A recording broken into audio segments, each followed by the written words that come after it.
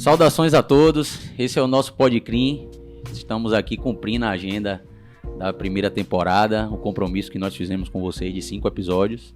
Estamos chegando ao 5º episódio e ao fim da nossa primeira temporada. Vocês podem ficar tranquilos e calmos que a segunda temporada vem por aí, reestilizada, com outro viés, com outro enfoque, sempre dando prioridade à área criminal, às ciências criminais, à atividade da advocacia criminal e dos demais personagens que envolvem esse dia a dia do direito criminal. E hoje nós estamos aqui eu vou fazer uma brincadeira, eu falei com o Ivan, que ele era o palestrante mais pedido no direct do Podcrim. Eu recebia, desde que surgiu, teve uma enquete que a gente fez, sugira um nome, aí uma galera sugeria o nome dessa fera aí que tá aqui com a gente hoje, é um amigo. Para fechar a primeira temporada com chave de ouro. Vamos falar de júri, vamos falar de um bocado de coisa bacana aqui hoje. Eu vou passar a palavra para meu amigo, irmão e parceiro aqui, Dr. Davi Daltro. Seja bem-vindo, Ivan. Obrigado por aceitar o convite. Eu digo a todo convidado aqui que eu acho que quando a pessoa aceita um convite nosso, é porque a pessoa, de certa forma, gostou e quer associar também a sua imagem ao projeto da gente. E a gente fica extremamente grato, né, Davi, pela presença de Ivan. Com certeza, com certeza. Queria também agradecer mais uma vez a Ivan. Ivan é uma grande referência para todos nós, né, Joel? Ele sabe disso, a gente não pode deixar de falar sempre e toda oportunidade que a gente tem de falar, a gente tem que reafirmar isso. Ivan, professor de todos nós, uma sumidade do processo penal, do tribunal do júri. E fico muito feliz e honrado em recebê-lo aqui, apenas passar um pequeno resumo do currículo de Ivan, porque se a gente tivesse que ler esse currículo todo, a gente gastaria algumas horas ou dias. Mas Ivan é graduado em Direito pela Universidade de Salvador em 2005, mestre em Ciências Criminais pela PUC do Rio Grande do Sul, pós-graduado, professor e coordenador do curso de pós-graduação do Centro de Estudos José Aras, Sejais, professor de Direito Processual da Escola de Magistrados, da UFBA, da Escola Superior da Advocacia e diversas outras universidades e faculdades. Portanto, meu amigo, muito obrigado em dispor do seu tempo, que é tão caro, e a gente sabe disso. O tempo é o ativo mais precioso que a gente possui hoje em dia, principalmente nessa hiperaceleração que a gente vive. E só tenho a lhe agradecer por essa oportunidade de estar aqui conosco. Muito obrigado. É uma felicidade estar aqui com vocês. Primeiro, agradecer o convite aqui do Podcrim, Joel, Davi, todo mundo que compõe aí esse projeto maravilhoso. Pelo contrário, eu que ficava assistindo, vi meu amigo aqui, Leandro Gesteira, comparecer aqui, estava ansioso por esse convite. É sempre bom falar de processo penal de maneira crítica, né?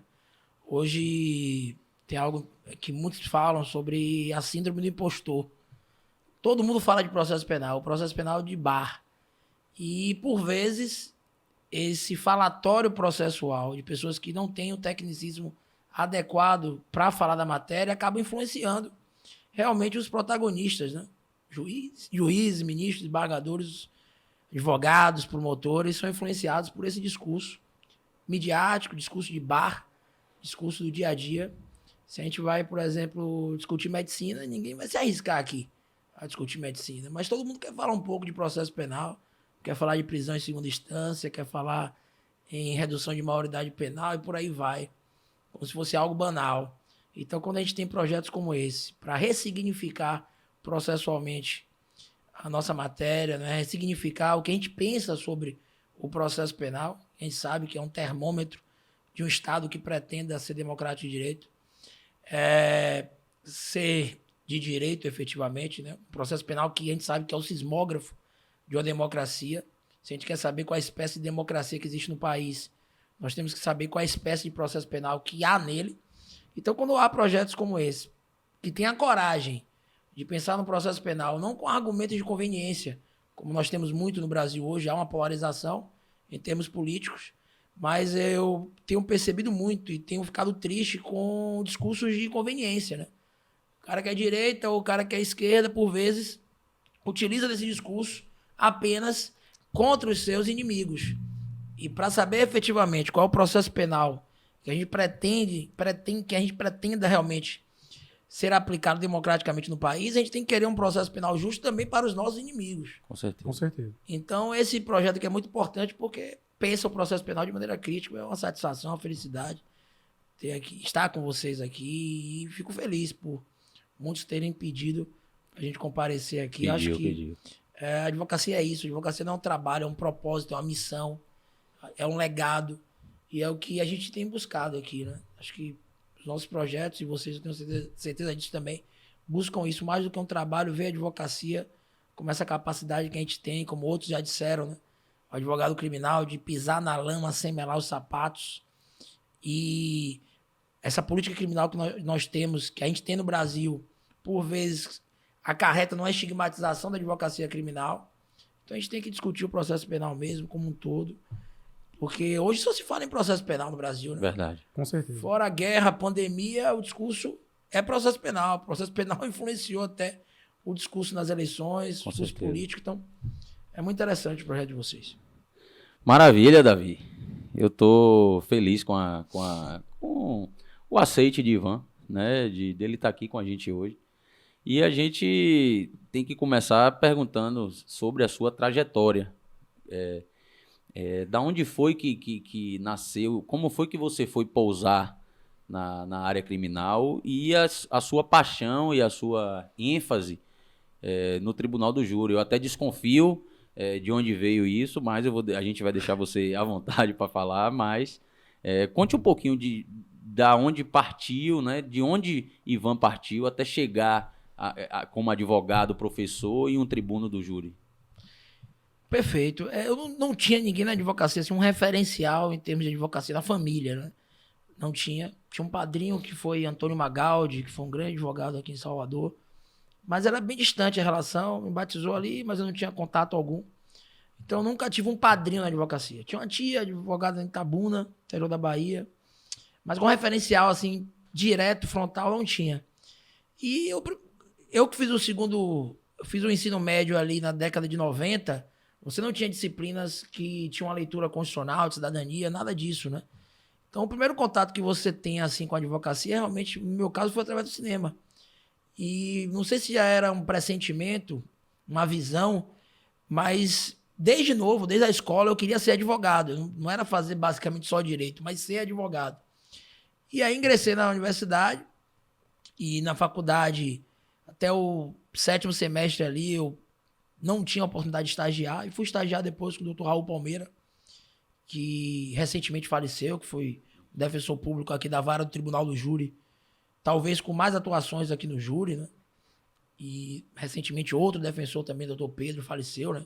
Que eram os dois mais experientes ali que a gente tinha na segunda vara do júri, na primeira e na segunda vara do júri de Salvador. E comecei a estagiar com ele ali na Central de Ações Rápidas, na área de família. Era um estágio gratuito, muita dificuldade de encontrar estágio remunerado naquela época, na faculdade, sem esse apadrinhamento. E ele me deu essa oportunidade, depois fui estagiar na área criminal, na vara do júri. E tive a oportunidade ainda como estagiário em 2004 de atuar no Tribunal do Júri, e não tenho dúvidas de que aquilo realmente mudou a minha vida. Aquela simples, entre aspas, atuação ali como estagiário realmente me ressignificou com a experiência prática, né? Eu sempre fui na faculdade, na escola, aquele cara que tinha medo de falar na frente, tinha uma inibição natural, tinha muita vergonha. Eu brinco que na escola eu era o cara que segurava cartolina. Hoje em dia, meus filhos não ficam mais tanto com cartolina uma vez ou outra, né? Ninguém quer nem imprimir nada em casa. Figurante. É tudo online, né? Mas na época era cartolina, eu era o figurante mesmo, eu era o coadjuvante. Essa é a palavra ideal. E as pessoas, por vezes, não acreditavam em você. Né? Tinha colegas, por exemplo, que eram CDF na época de colégio, chamavam você de burro. Os caras, você é burro demais, essas notas e tal.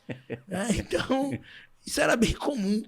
Né? E eu acho que o júri me ressignificou. Porque eu sempre fui bom ali na escola, em história, nas humanas, nas disciplinas ali de humanas. Né?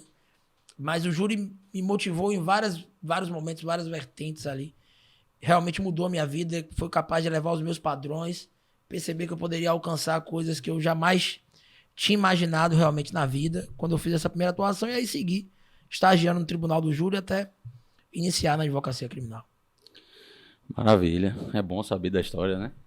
Rapaz, O homem, desde o princípio, já foi traçado para ser esse grande profissional e tribuno que é, não tem jeito.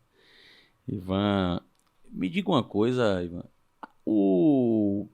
A vara aqui, só uma dúvida, isso é uma dúvida minha. Eu lembro que eu fiquei um tempo, quando eu fui estagiário de doutora Marivalda, eu fiquei um tempo, a doutora Marivalda era juiz substituto, então a gente ficava meio que volante ali no Fórum Criminal. E das vezes que a gente substituía nas varas do júri, na época o juiz era doutor Hernani e doutor Álvaro, eu acho que era quem estava oficiando na época, eu acho que ela estava tirando as férias de doutor Hernani na época.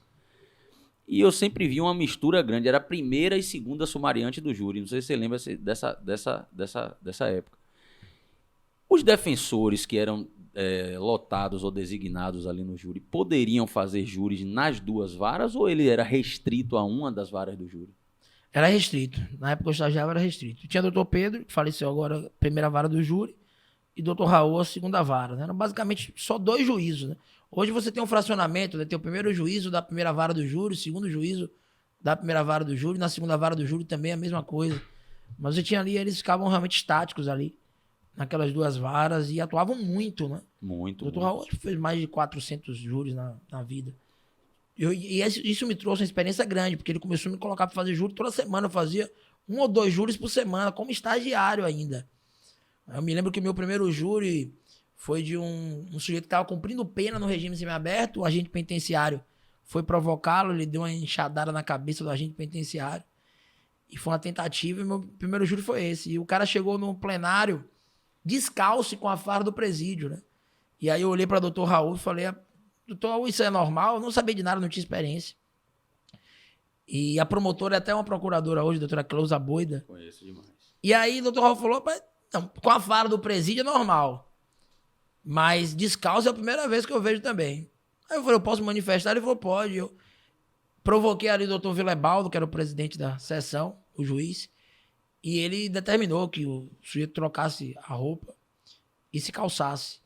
E a partir dali não tive notícia mais no Tribunal do Júri de Salvador do sujeito ser julgado com a farda do presídio. Hoje você tem precedentes, inclusive, no STJ, anulando julgamentos por conta disso, porque há uma captura mental negativa dos jurados. Com certeza. Há uma presunção de culpa.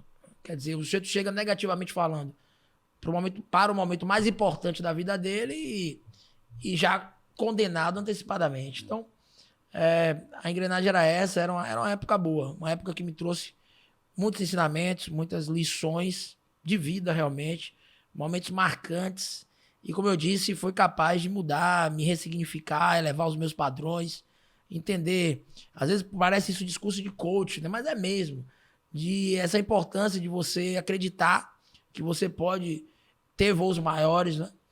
Outro dia eu vi alguém comentando assim no Instagram, o cara falando, o júri não é para principiantes. Ora, o júri é sim para o cara que deseja começar, o cara que deseja iniciar. E tem espaço para todo mundo. Tem espaço, né? Claro. Que história é essa que o júri não é para principiante? Com Você tem certeza. que dar a cara para bater, o cara tem que começar, claro que tem que ter essa habilidade, o cara tem que se preparar, porque a vida de alguém que está em suas mãos, não há dúvidas disso, né? É um júri real. Com Mas certeza. hoje eu tenho visto muita gente participando de cursos, mentorias.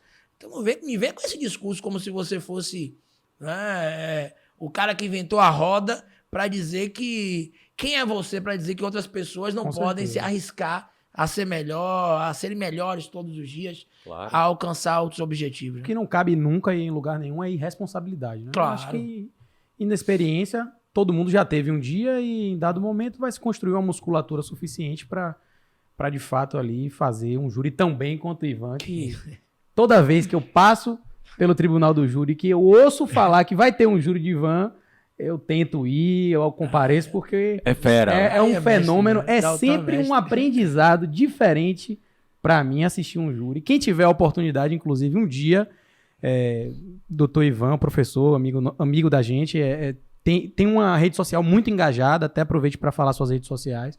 Então, quem puder se fazer presente nos júris que ele sempre faz, sempre divulga nas redes sociais, vá, assista. É um aprendizado único assistir esse homem que, quando começa a falar, Sai de baixo. sai totalmente. E já dentro dessa linha, Ivan, falando um pouco até sobre você já começou a falar um pouco aí sobre a primeira fase, né? Sobre a atuação do advogado, essa questão da responsabilidade do advogado enquanto representante de uma pessoa que vai ser julgada de uma maneira muito difícil, talvez sensata, porque a gente está diante de um tribunal popular, mas difícil porque também o julgamento popular, por vezes, não tem aquela dicotomia entre o que é a legalidade e sim pelo senso comum, e o que, de mesma forma, beneficia, pode prejudicar. Eu queria saber de você, como é que você, enquanto advogado, a gente não pode deixar de explorar isso, até para beber dessa fonte. Eu estou aqui para aprender também. Como é que você conduz a sua atuação na primeira fase? A gente sabe que o júri ele é aquele procedimento ali bifásico escalonado, duas grandes fases, né? Como é que você conduz aquela primeira fase quando você já está diante de um caso em que você prevê a possibilidade de se iniciar uma segunda fase, daquele camarada realmente ir a júri, de ter um elemento na investigação de indício suficiente de autoria, da prova da materialidade? Como é que você faz essa sua condução na primeira fase aí para uma defesa efetiva, digamos assim? Perfeito. Virou lugar comum afirmar que no júri você não pode antecipar teses, né? Porque você tem essa estrutura. Na primeira fase, só a figura do juiz togado ali, juiz de direito, em regra, que vai decidir se vai encaminhar o sujeito a julgamento pelo tribunal do júri ou não, no caso de homicídio doloso, por exemplo. E virou realmente um argumento comum, dizer, você não pode antecipar as teses. Só que eu tive casos, por exemplo, recentes, tive um caso agora em Candeias, por exemplo, que teve grande repercussão lá, a morte de um artista plástico, e em que o juiz decidiu na primeira fase do júri por desclassificar para homicídio culposo. Os policiais, houve a desclassificação para homicídio culposo, né? E agora no processo administrativo, por exemplo, 2 deles acabaram sendo absolvidos, né? Ou melhor, pelo menos a opinião da comissão foi nesse sentido. Então, nem sempre o júri vai ser uma mera cerimônia protocolar, a primeira fase do júri vai ser uma mera cerimônia protocolar que antecede o julgamento em plenário. A gente tem que perceber que, em alguns casos, há a possibilidade realmente do sujeito ser impronunciado, absolvido sumariamente, ou mesmo de existir uma desclassificação. Claro que em casos onde está claro realmente que o sujeito vai ser pronunciado, que há indício suficiente de autoria, a tese pode ser um homicídio privilegiado, por exemplo, né? Como não cabe esse reconhecimento do privilégio na primeira fase do júri, você pode resumir a sua defesa num pedido de afastamento das qualificadoras. Mas acho que isso é bem casuístico, diríamos assim. Depende de cada caso para você realmente montar a sua estratégia. Mas a gente tem que ter cuidado, porque hoje a concorrência é grande na advocacia e, por vezes, você pode deixar de antecipar alguns argumentos e isso te prejudicar lá na frente, né? Com um colega que vem entrar no caso. Acho que a primeira fase ela dialoga com a segunda. Eu prefiro sempre atuar desde o início, porque por vezes você tem uma primeira fase pífia e tudo isso traz reflexos em plenário. Então são coisas realmente que estão interligadas, mas vai depender de cada caso. Até na investigação, né? Quando se tem a possibilidade de você ter uma atuação efetiva desde a investigação, é sempre diferente, né? Até por essa questão do contato dos jurados lá na frente com os elementos informativos lá do inquérito, enfim. Mas assim, Ivan, dentro do que você falou, e voltando também ao que você havia falado anteriormente, sobre a responsabilidade do profissional, que de fato pode ser um iniciante, mas não um irresponsável. O que é que você diria que seria assim um erro grotesco na primeira fase? O que seria assim realmente algo a não se praticar na primeira fase? Perfeito. Falando dessa questão do início, né, do ponto de partida, eu acho que para a vida, e a gente estava conversando no início aqui, né? Algo que a gente não tem de sobra na vida é tempo. O tempo é o recurso que a gente não tem de maneira abundante. Então, as pessoas, por vezes, elas menosprezam o que podem fazer em 1 ano e superestimam aquilo que podem fazer em 10. Então, eu acho que você tem que ter um parâmetro na vida. Perceber, né? O cara olha, por exemplo, para Davi e diz, olha, como Davi alcançou isso? Como Davi conseguiu advogar em crimes econômicos? Como Davi conseguiu solidificar a sua advocacia nessa área? Porque você vai estreitar caminhos, você ter parâmetros, você ter paradigmas, pessoas que já alcançaram aquilo que você busca e saber qual foi a trilha, qual foi o caminho que ele efetivamente percorreu. É caminhar o caminho. Agora, claro que acho que é uma pergunta difícil, mas eu acho que um erro na primeira fase, que seria um erro grave, é você dar um tiro errado em termos de tese. Você não escolher a tese errada, mas você afastar uma tese que tinha abrigo probatório, né? Tinha abrigo nas provas dos autos, porque eventualmente você orientou seu cliente a seguir um caminho que era incorreto, porque as provas não estavam lá. E no processo penal há realmente ainda esse conflito, né? Muitos falam em verdade real. Eu me lembro quando eu comecei a advogar, muitas pessoas me diziam, e advogados também, você já perguntou pro seu cliente não pode mentir para você, e os caras tinham essa preocupação, né? Não, o cliente não pode mentir pro advogado. A verdade para mim é a verdade dos autos. Verdade real, só a verdade divina, ainda tem ateu que contesta. Exato. A verdade está no todo e o todo é inalcançável, né? O processo penal, ele é recognitivo, o processo penal é anticonhecimento. A gente não vai chegar a uma verdade absoluta através do processo penal. O juiz não viu o fato, porque se ele visse o fato, seria testemunha. E que pese hoje ter os drones aí, né? Porque o juiz pode ir lá, através de um drone, ir até o local do fato. Mas esses recursos tecnológicos, eles não foram suficientes para tirar essa principal característica do processo penal, que é não atropelar os direitos fundamentais em busca de uma verdade, eu diria, empiricamente possível, né? Uma verdade alcançável. Que seja possível de ser reconstruída dentro dos instrumentos que o processo dispõe. Perfeito. Porque a verdade real, ela é impossível de ser alcançada porque, aquilo que você disse, o fato já ocorreu. Nunca vai haver uma reconstrução cristalina e fidedigna como o fato em si, né? Então é por isso que hoje o refino doutrinário mais atualizado e obviamente mais recomendado, se fala em verdade formal, que é aquela verdade construída dentro dos instrumentos que o processo lhe dá, né?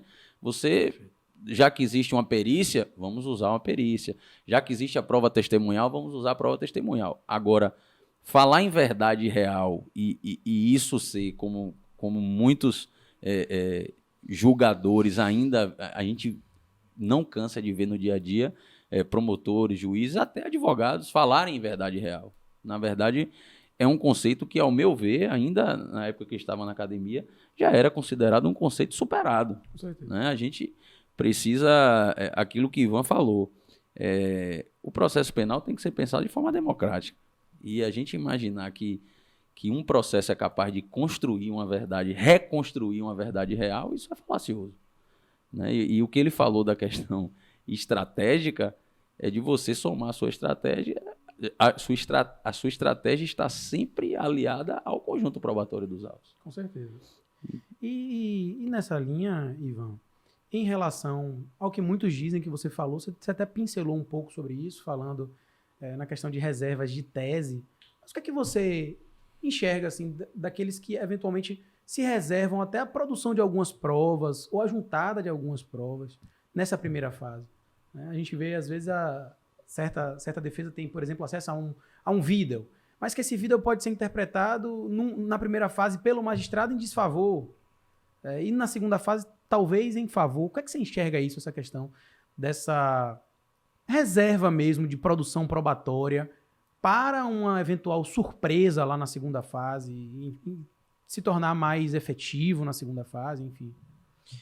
Eu acho arriscado, mas em alguns casos possível, onde o sujeito tem certeza que o réu vai ser pronunciado, porque ele vai deixar de produzir aquela prova na primeira fase do júri, reservá-la para a segunda, mas ele precisa ter uma certeza, entre aspas, de que o sujeito realmente vai a júri, porque ele está renunciando a uma produção probatória.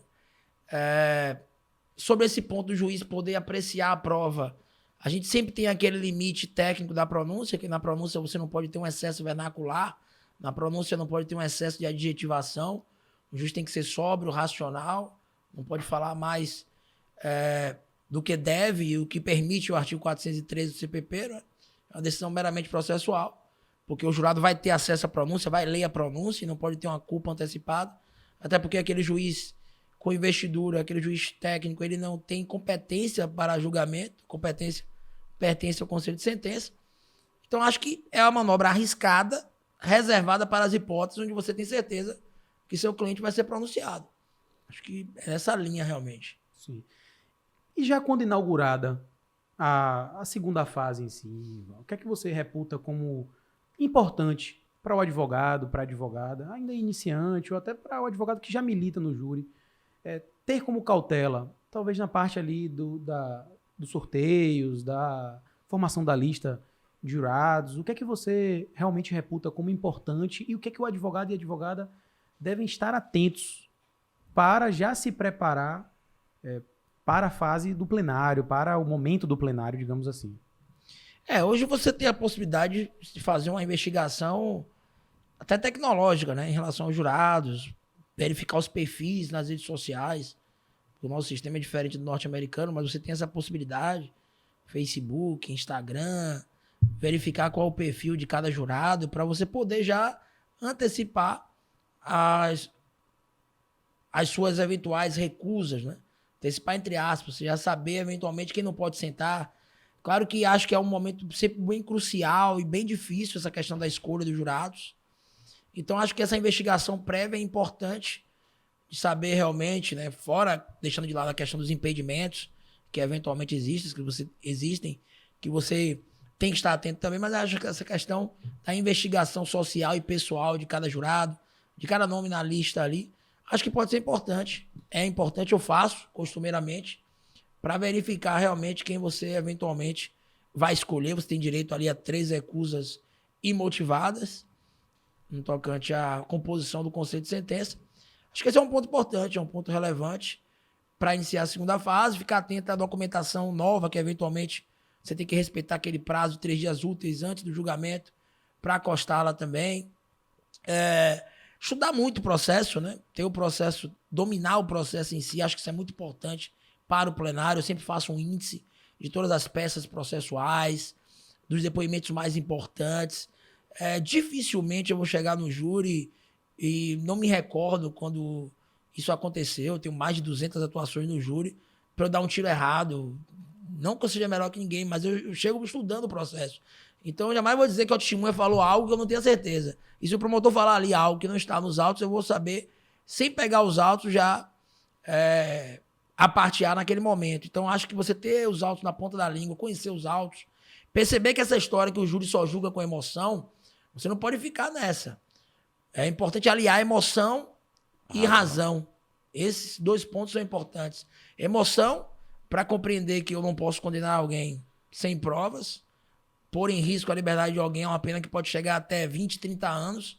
E razão também, para entender que não é a posição do Ministério Público ou da defesa que o jurado tem que acolher, mas sim o que reflete os autos, a prova dos autos. Porque as provas são isso, as provas são os faróis que iluminam o caminho do julgador até a verdade, né?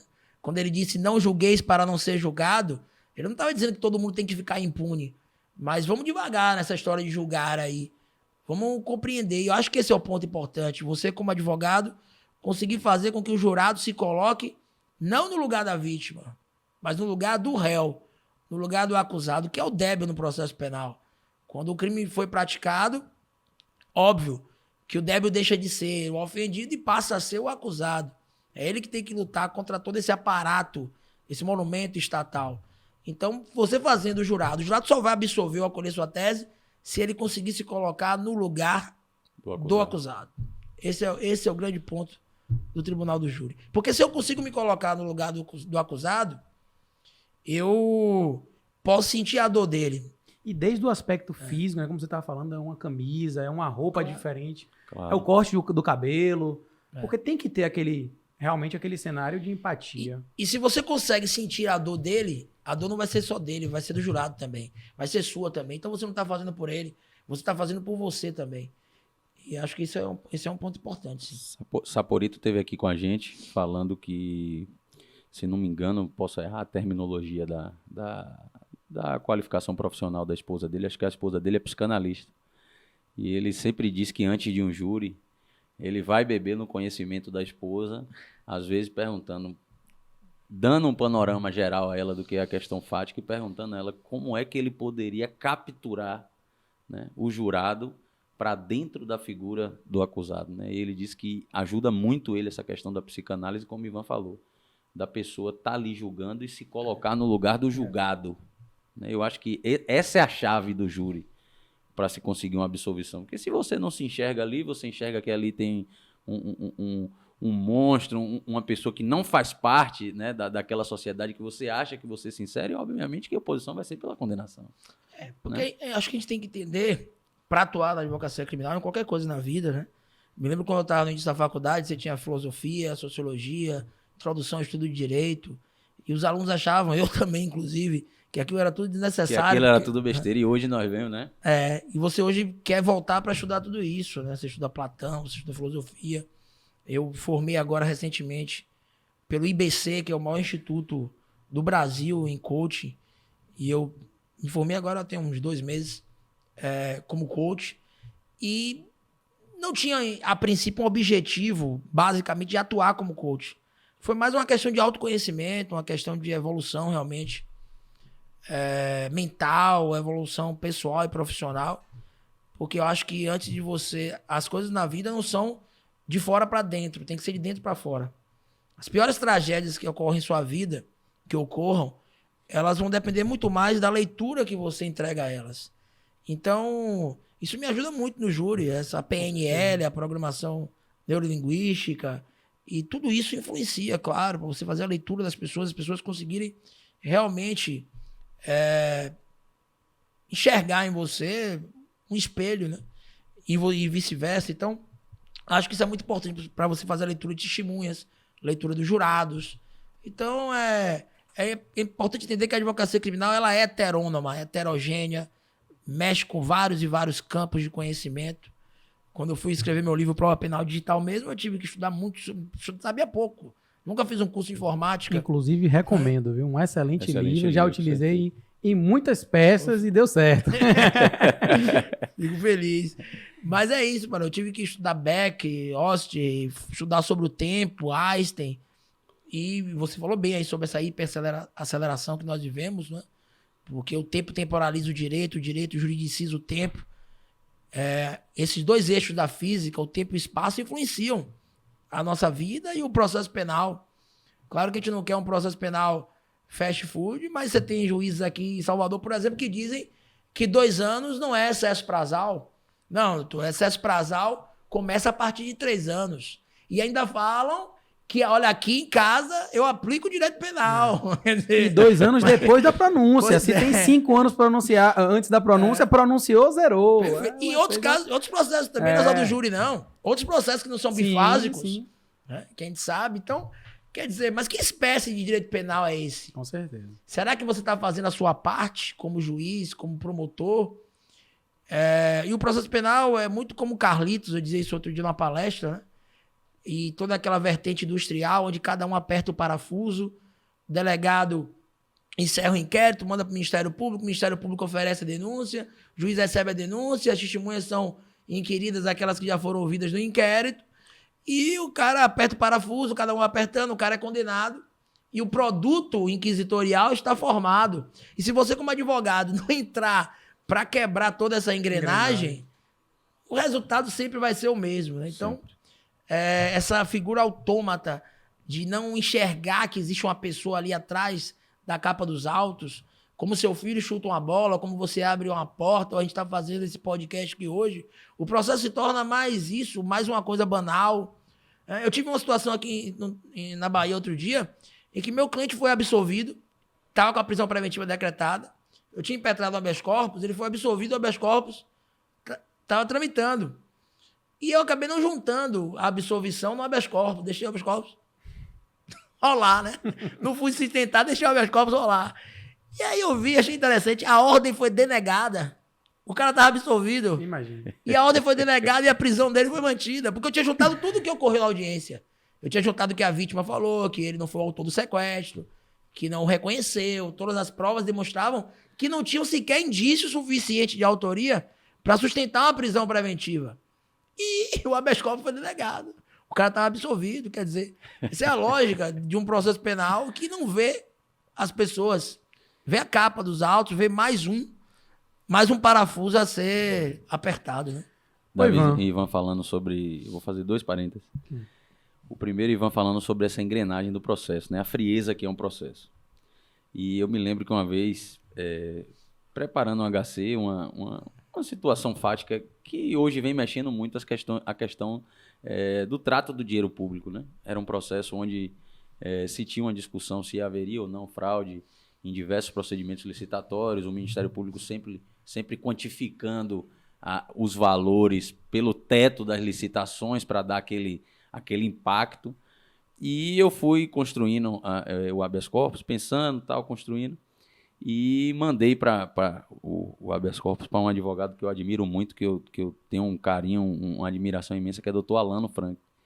E mandei o habeas corpus falando. Num dia ele não viu, aí de noite eu pensando, eu falei, rapaz, eu vou sair um pouquinho disso. E aí lembrei que o cara tinha um filho de 11 anos que dependia dele, colégio, tudo. Eu falei, porra, eu vou abrir um tópico aqui nesse habeas corpus, vou falar do filho do cara, da necessidade da figura paterna, dessa questão do sustento todo, que pode ser...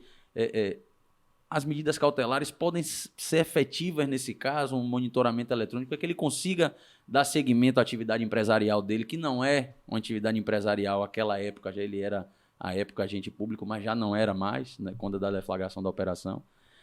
E aí eu mandei uma nova peça para Alano, né, uma por cima da outra.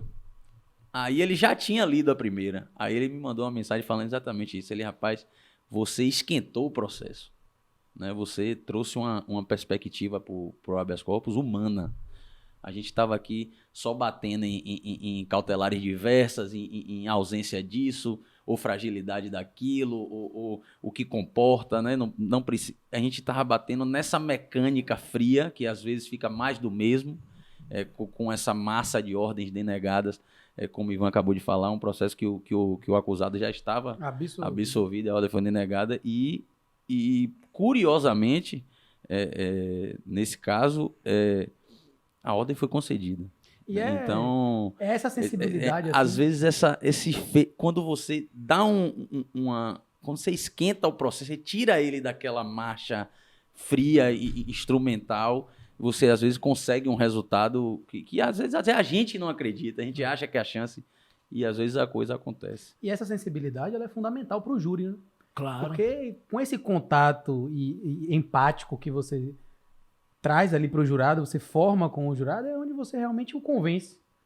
E já puxando um pouco disso, Ivan, a gente tem visto falar a respeito da possibilidade futura de uma eventual diminuição do tempo dos debates orais, né? E que isso já tem sido aquecido aí para se tentar realmente reduzir um período desse tempo que se dispõe o requisito objetivo ali, o período objetivo que a gente tem na lei. E muitos advogados têm falado sobre a exploração da inquirição, né? Então, assim, a gente vê você, que é um grande advogado, um grande tribuno, e que atua em casos de grande complexidade, com uma inquirição efetiva e uma inquirição que, por vezes, demora horas, dias, para realmente ali colher o máximo de elementos possíveis e utilizá-los naquele período curto que, querendo ou não, a depender do caso, se torna o período do debate. Então, como que o advogado e a advogada deve se preparar, tanto em termos de postura, quanto em termos da elaboração das perguntas? Quais seriam ali os pontos que o advogado talvez deveria tocar na fase inquisitorial, na fase da instrução, durante a instrução dele, a inquirição dele ali no plenário, que a gente sabe que é tão importante porque é aquele momento visual.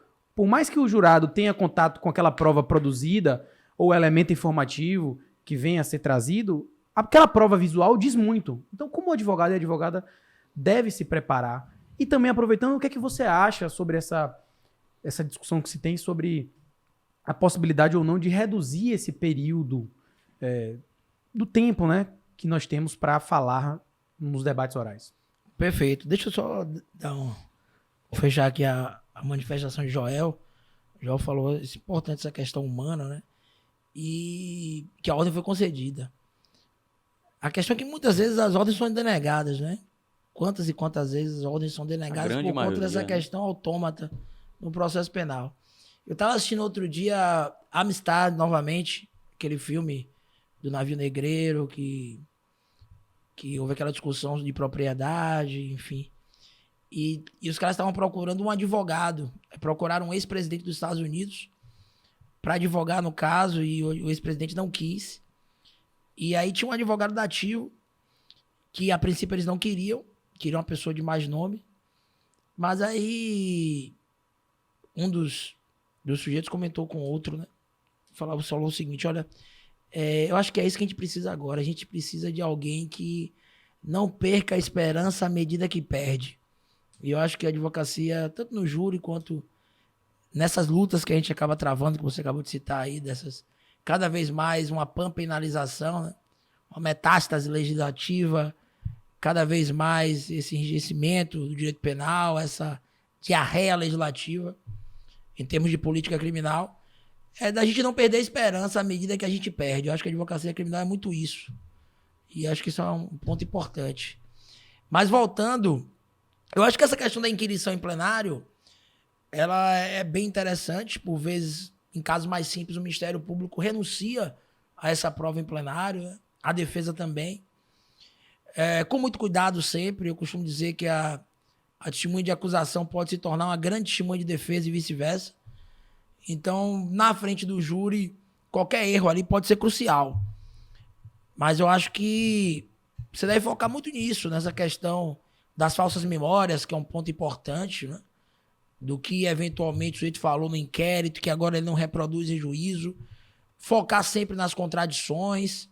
Claro que cada golpe tem que ser pensado e repensado, porque uma pergunta que venha a prejudicar ainda mais seu cliente pode trazer um gravame ali perante o júri, que não tem o dever de fundamentar as decisões. Então, acho que tem que ser realmente pisando em ovos ali, em termos de estratégia. Quanto aos depoimentos que já foram prestados, por vezes eu até prefiro ali, quando você já tem hoje, como você tem recursos audiovisuais aí, eu ia lhe perguntar até sobre isso. Eu acho que é mais seguro, porque às vezes você tem um testemunho de acusação que já foi bom para o seu cliente, você não precisa voltar a apertar aquela testemunha, porque ela pode rever aquilo que ela disse. E se você tem a oportunidade de passar aquele trecho do depoimento em plenário, você revive tudo aquilo perante o júri. Então, acho que esses recursos são importantes, você utilizar ali os slides. Com o elemento surpresa já morto, né? Não, já morto, a televisão, acho que isso é importante. E Ivan, certa vez, publicou um vídeo, né? 3D, uma reprodução. Não sei se você se recorda disso, que eu até procurei ele para saber qual era a empresa responsável e tal. Porque a reprodução 3D do vídeo era tão assim nítida, imagino que para a tese defensiva, que talvez bateria ali no laudo, na direção, trajetória da bala, enfim, da munição, enfim, que isso torna uma prova tão sólida para o jurado e visual, que talvez realmente seja cabal, né? Com certeza. E acho que os recursos tecnológicos são importantes para isso, no processo penal. Não para serem banalizados, mas para utilizados pela defesa nos locais adequados, né? Muito se fala hoje em investigação defensiva, não é que o advogado tem que ser bom em tudo, conhecer tudo. Então, acho que é você procurar os profissionais adequados para aquelas devidas atuações. Então, acho que isso que é importante. Claro que você tem a internet hoje com inúmeros sites aí, aplicativos e ferramentas que permitem você também, sem gastar, conseguir atuar de maneira também tecnológica no processo penal. E quanto àquela questão do tempo que você citou, diminuição do tempo, eu vejo de maneira bem arriscada. Em contrapartida, nós tivemos no caso da Boate Kiss agora, onde o juiz ele aumentou o tempo da acusação e da defesa, né? Sem respeitar o que estava no Código de Processo Penal. Foi ruim para a defesa, tanto que o júri foi anulado, no caso da Boate Kiss. Mas eu acho que a diminuição do tempo é bem arriscado, principalmente nos processos mais complexos. Isso pode minorar a plenitude de defesa que se aplica no júri, porque ser pleno é ser perfeito. É mais do que ampla defesa, é ser intocável. E no júri a gente sabe que a defesa ela não pode sofrer nenhum tipo de mitigação. Ivan, Vai falar? Não, pode ir. Jogue duro. E Vou você, deixar você como- concluir, depois eu vou partir para os nossos parceiros. Não posso certeza. esquecer dele. Você, como um grande orador, assim, para além da sua atuação inspiradora do plenário, você é um grande orador e todos nós reconhecemos isso. Basta qualquer um lhe ouvir por 1 minuto que já se dá por convencido. Mas você, como um grande orador, o que é que você daria assim, de sugestão, tanto em material como em postura, para aqueles que estão iniciando um tribunal do júri, conseguirem ter uma sustentação em plenário bacana, uma sustentação em plenário que seja realmente fluida, Enfática, que tem o poder de tocar o coração do de jurado. convencimento.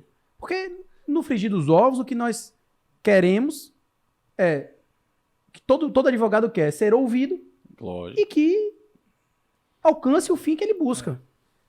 Então, como o advogado ou advogada que está iniciando no tribunal do júri, ele pode ou deve se preparar ali para a fase dos debates orais, para essa questão da sustentação oral em si, do momento do plenário, né? Eu vejo Ivan começar falando aqui que tinha vergonha de se segurar a cartolina, eu não consigo nem Brincadeira, imaginar ter que ouvir um como é que um negócio camarada desse tem vergonha. Já teve um dia vergonha de segurar a cartolina. Isso é importante porque passa uma mensagem para aquele, para aquela, que muitas vezes tem aquele sonho de atuar no júri e se mas acha incapaz. se acha incapaz. Às vezes sem se conhecer.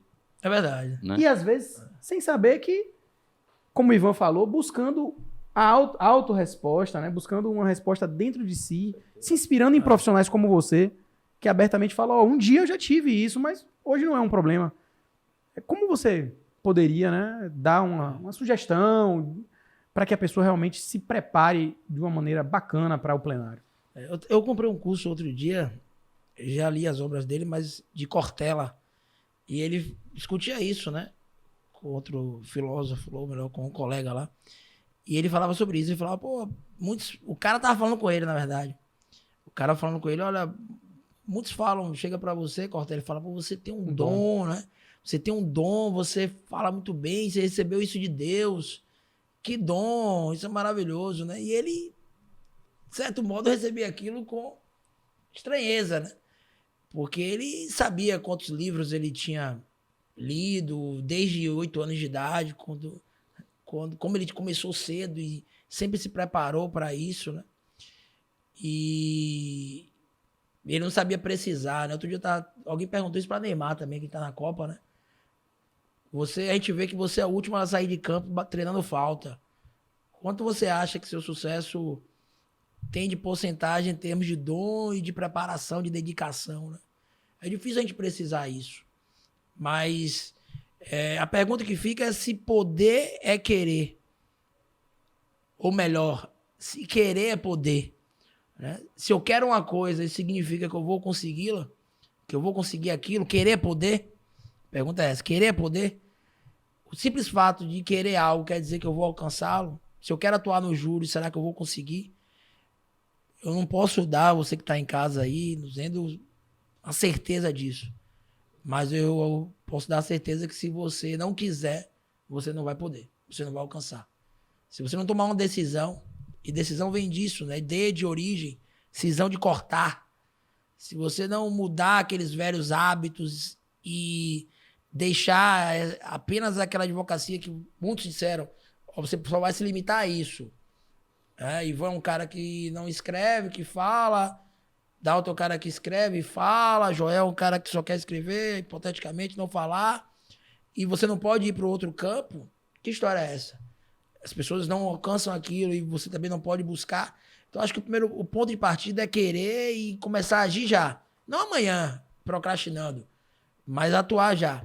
Eu costumo dizer que eu me preparo para um júri e eu tenho percebido muito isso em relação às minhas palestras, em relação a um bate-papo como esse. Eu me preparo no dia a dia. Eu não tenho que parar tudo para ficar um dia todo como eu ficava antes, porque eu tô ali no dia a dia, vendo tudo, cada coisa que acontece à minha volta, aquilo está me preparando para o júri. Cada coisa que eu leio, cada curso que eu faço, ou cada coisa que eu ouço, aquilo prepara a minha oratória. Eu acho que esse é o primeiro ponto. Você assiste um filme, assiste uma série.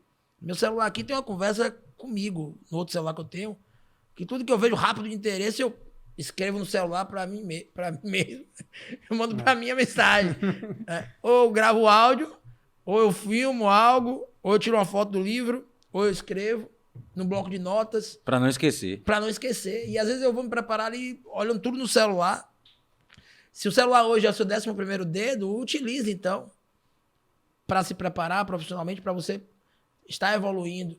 Então acho que é isso, é a leitura, é essa preparação diária com tudo, com os livros, né, com essas estratégias realmente de evolução diária em termos profissionais, em termos pessoais. Ponto de partida para mim é isso. Acho que isso é muito relevante e muito importante. Depois de uma reflexão dessa, vamos falar dos nossos parceiros. Eu gostei do querer é poder. Se você não quiser, aí não vai ter nem a pergunta para fazer se você pode ou não. Vamos lá, Mário.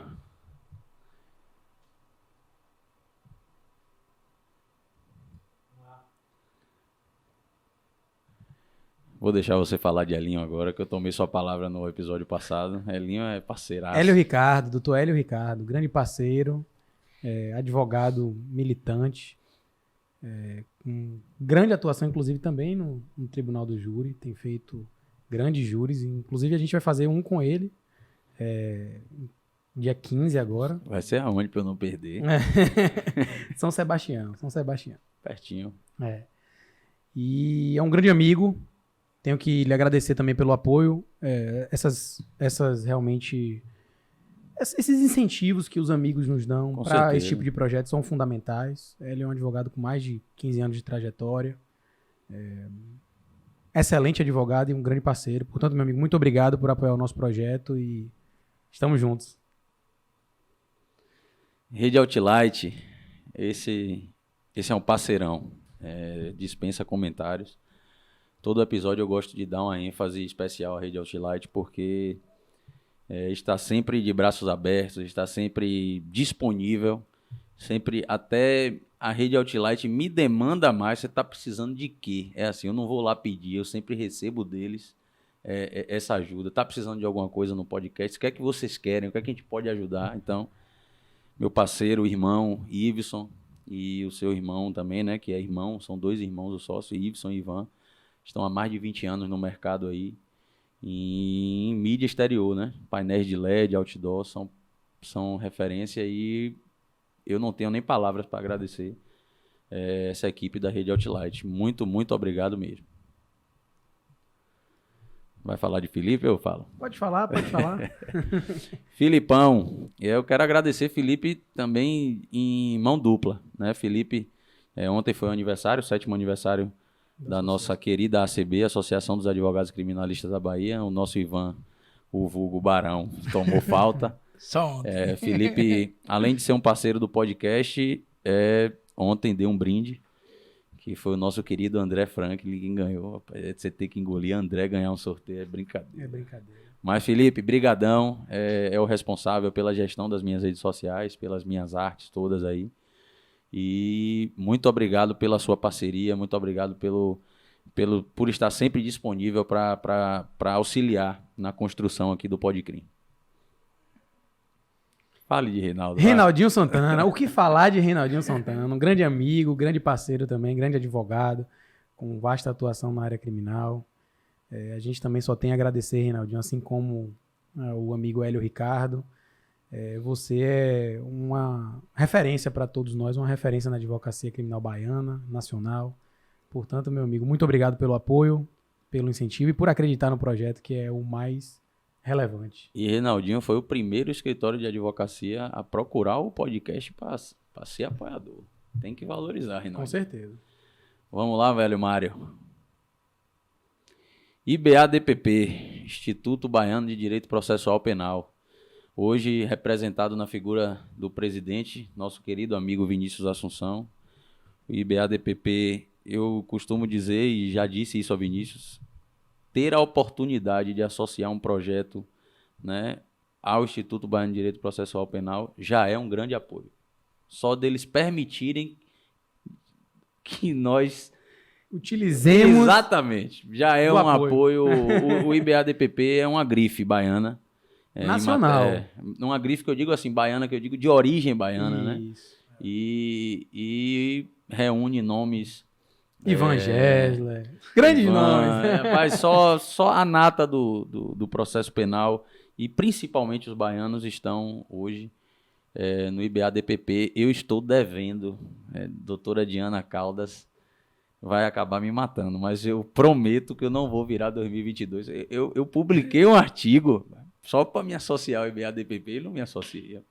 Mas vou me associar, o compromisso está feito. Obrigado, Vinícius, Diana e todos que compõem a diretoria por estarmos juntos, né? O Podcrim e o Instituto Baiano de Direito Processual Penal. Aí não precisa, né? Aí a nossa logomarca. Finalizamos aí. Logomarca do meu parceirão Davi e vamos dar seguimento, né? Próximo aí já foi, né? Pronto. Barão, só para a gente fazer um parêntese rapidinho aqui. De onde é que vem essa história de Barão? Explica pra gente. Eu sou curioso pra saber. Olhe pra ele. Precisa você eu tinha que... Não tá nem no script aqui, mas ele falou... Ele não teve uma fala dele que ele lançou um Barão... como é? Involuntário. De onde foi que saiu isso? Quem inventou esse negócio de Barão? Ou isso é um conteúdo impróprio? Jogue. Conte pra gente aí, rapaz. Não, foi mania mesmo de chamar todo mundo de Barão, aí foi pegando. E aí Barão, e aí foi pegando, pronto. Começaram a me chamar de Barão. Não à toa, mas, não à toa. Não é literal, não. Não tem nenhuma história especial, não, né? Ô, Ivan, aproveitando em falar de história, conte pra gente aí um caso emblemático pra você, assim, no júri. Um caso que chamou... Que lhe marcou profissionalmente, assim, que você falou, esse caso me marcou e... Um emblemático e depois um engraçado. Tem que contar. Não, o engraçado tem que contar. Olha, eu tive 2 casos aqui em Salvador que foram casos que tiveram uma repercussão e na época mexeram muito comigo em termos de preparação. Um foi o caso de 2 irmãos acusados de matarem o padrasto numa clínica aqui em Salvador. E digo porque foram 4 júris no total. Na época ainda tinha um protesto para o novo júri. Se o réu fosse condenado a uma pena de 20 ou mais anos, automaticamente ele iria ser julgado novamente. Então nós tivemos 4 júris. Eles foram julgados separadamente. E outro caso foi de um policial também, que no Iguatemi, aqui no shopping Iguatemi, foi acusado de matar à época um juiz também. E que ele acabou absolvido, eu atuei na defesa. Foi outro caso também com grande repercussão. Foram 2 casos assim que trouxe aquela tensão antes do jogo ali, processual, aquele temor, né? Aquele frio na barriga mais do que o normal, que no júri sempre dá, mas mais do que o normal. E demandaram realmente uma preparação mais duradoura ainda do que eu já faço com todos os processos. Foram 2 processos que marcaram aí. E pelo júri em si também. O júri, por exemplo, o primeiro que eu citei, nós tivemos ali na acusação 2 advogados na assistência da acusação, um deles, Tio Santana, o grande Tio Santana. Uma lenda. E Davi Galo como promotor. E eu fiz 2 júris desses, eu acho que eu fiz 2 julgamentos com o Dr. Raul, mas os outros 2 eu atuei sozinho. E contra 3 ali, né? Sujeitos ali na acusação. Então, enfim, aquilo me amadureceu muito, né? Trouxe uma bagagem, uma musculatura. A casca, porque o pau quebrou mesmo. E me lembro que na época, eu estava noivo ainda e morava ali no centro, ali na pé da Avenida 7. E me lembro que teve um primeiro júri desse que eu perdi, o segundo acabou passando homicídio privilegiado. Mas eu cheguei esgotado em casa, me joguei no sofá e bem mal, enfim. Sabia que tinha... Eu costumo dizer que o júri, se você está no júri, todo mundo já perdeu. Há uma vida que se foi, ou um fato que realmente foi praticado, um fato penalmente relevante, mesmo que seja uma tentativa. Todos já perderam a liberdade de alguém que está, por vezes, cerceada. Não há vitoriosos no júri, mas eu acho que o advogado tem que ter a certeza de que você deu o melhor e que você atuou o melhor que poderia, fez o seu melhor. E eu tive essa certeza, mas ainda assim o resultado mexeu muito comigo. Então foram 2 júris marcantes aí, 2 casos, assim, marcantes. Você contou sobre São Francisco do Conde, eu vi você contando que ia ter um júri em São Francisco do Conde. Sim. Um caso engraçado foi que eu estava atuando uma vez no júri de São Francisco do Conde e na primeira fala a defesa saiu tão bem, rapaz, que o promotor veio pedindo homicídio qualificado, né? E aí, quando eu cheguei ele foi pra réplica, e quando eu voltei pra tréplica, e a defesa já tava no patamar, e a gente atuando realmente com precisão, e atuando muito bem na defesa. E aí o promotor virou e falou, virou a folha. Falou, sabe de um, eu concordo com a tese também. Podem reconhecer, eu concordo. Isso aí eu concordo também. E aí, foi uma agonia. Isso a gente saiu do São Francisco do Conde, né? Foi o povo gritando ali naquela praça, a gente fazendo uma zoada ali, pessoal. Foi um dos episódios aí marcantes aí. E tiveram muitos outros, claro, mas é sempre difícil, né, você falar, porque o júri sempre... tem essa roupagem, né, de um fato, de um crime que supostamente foi praticado. Aconteceu algo que mexeu muito comigo recentemente no júri, foi um caso, eu disse aqui que eu não costumo perguntar se o sujeito praticou ou não o fato, o que tem que me convencer são os autos. E até porque o sujeito pode mentir por vários motivos, né? Ou pode estar falando a verdade, enfim. E eu me lembro que eu estava conversando com o réu, discutindo com ele sobre o julgamento. E quando ele já ia embora lá do escritório, rapaz, ele me chamou e falou, olha, doutor, isso aqui aconteceu dessa forma. Eu não houve legítima defesa mesmo, eu fui lá e retornei. E pratiquei o fato, porque eu fui provocado. E eu me lembro que não era só eu de advogado, outro advogado sustentou a legítima defesa, mas apesar de toda essa casca que a gente tem, em quase os 100% dos júris que eu fiz, quase 100% do júri, dos julgamentos, eu tive certeza naquilo que eu argumentei, porque muito se fala, né, que o advogado é ator, que o júri é encenação, não é. Eu me lembro que o doutor Raul, uma vez, deu uma chamada, que na Bahia a gente chama de queimada, né? Deu uma facada numa estagiária uma vez, uma estudante de direito que foi dizer isso, doutor, o senhor é um ótimo ator. Ele, não, eu sou ator, você tá achando que isso aqui é o quê? Isso é teatro? Enfim, então eu sempre tenho certeza daquilo que eu argumento, eu creio naquilo que eu argumento, eu acredito naquilo que eu estou falando, porque senão você não consegue passar essa verdade para os jurados, você não consegue passar essa certeza, por mais que você tenha, entre aspas, esse dever de defender, esse dever de defender não é de qualquer jeito, não é de qualquer sorte, né? É com base naquilo que está nos autos, porque a defesa, para ser aceita, ela tem que ser crível, tem que ter credibilidade. Então são pontos que vão marcando aí, realmente, e vão traçando a sua caminhada. Perfeito. Maravilha. Pode seguir. Ia falar alguma coisa ou não? Não. Pode jogar duro aí. Mande brasa. Eu disse antes do episódio que você ia ser o grande piloto desse episódio, porque Davi é um entusiasta do Tribunal do Júri. Como é que você me dá uma responsabilidade dessa perante Ivan? Não tem condição, mínima condição. Rapaz, hoje ele que é meu professor. Meu Deus, quem me dera. Eu trabalhei também um período, curiosamente estagiei na vara do júri de Lauro de Freitas, doutora Jenny Vieira Guimarães, uma grande magistrada, a quem tem um carinho, por quem tem um carinho muito grande, grandes deferências, não só a ela. Também tive a oportunidade de trabalhar com o doutor Luciano Valadares. Fiz um júri com ele, eu tenho uns 6 meses, mais ou menos. E trabalhei também com Diana Furtado. Inclusive, meu primeiro júri foi com o doutor Luciano, enquanto estagiário do Ministério Público. Ele me deu essa oportunidade, né? Até publicamente agradecê-lo por essa oportunidade. Doutor Luciano, eu estava fazendo júri com ele, aí eu fui criticar uma peça do Ministério Público, né? Eu falei, o próprio Ministério Público, nas alegações finais aqui, está concordando com a minha tese. Ele, mas não fui eu que apresentei as alegações finais. E sabe de uma coisa? Eu sou o melhor promotor que tem aqui. Porque se fosse eu, não faria isso. Eu falei, tudo bem. Aí eu concordo, doutor, mas o Ministério Público é uma instituição única. Então o senhor tá... Mas a gente boa demais, depois a gente deu risada. O doutor Luciano é uma figura, assim, uma figura rara, um excelente promotor, muito humano. É até bastante difícil, por vezes, quando a gente se depara com júris que vão... Dele pedir, isso, assim, e quando a gente se depara com a atuação dele na instrução... O caso lá era grave. quando a gente se depara com ele na instrução em si, é difícil o júri, já vai muito difícil, porque ele faz um filtro também bem bacana. E a doutora Diana, que me deu a oportunidade de também trabalhar em alguns júris Defensora, lá. né? Defensora, grande defensora pública, quem também tenho que render as minhas... A minha gratidão. Fiz até o júri com ela de Kelly Ciclone, não sei se você lembra aquele júri que teve, a gente fez, e foi dali surgiu minha paixão também pelo júri, mas só arrematei isso aqui porque ele fazia uma pergunta.